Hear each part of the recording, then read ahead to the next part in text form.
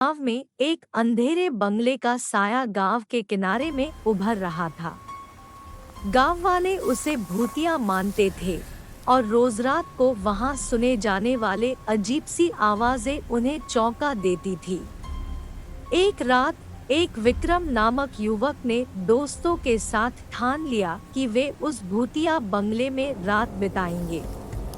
विक्रम ने आत्मविश्वास और उत्साह से भरा हुआ था और उसने दोस्तों को भी उसके साथ आने के लिए मना लिया।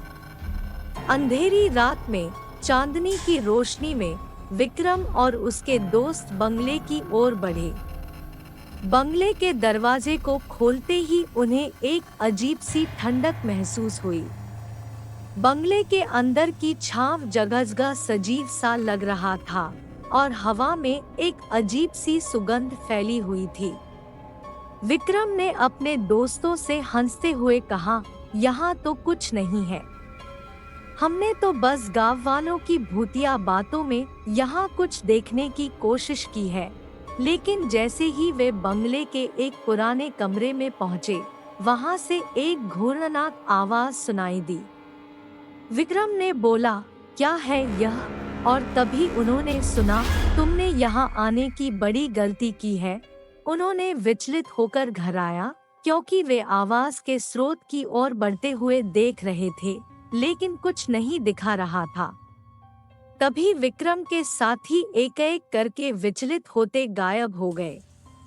विक्रम ने खुद को एक अजीब से कमरे में अकेला पाया और बंगले का वातावरण बिल्कुल बदल गया था।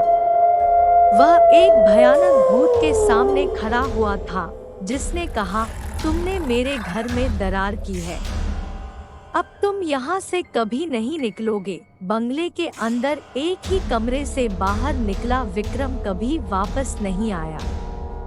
बंगले की रात के अंधकार में उसकी कहानी गांव वालों के बीच भूतपूर्व बन गई थी और अंधेरे बंगले का भूत उसी दरार से नए शिकारों की तलाश में रात रात भटक रहा था।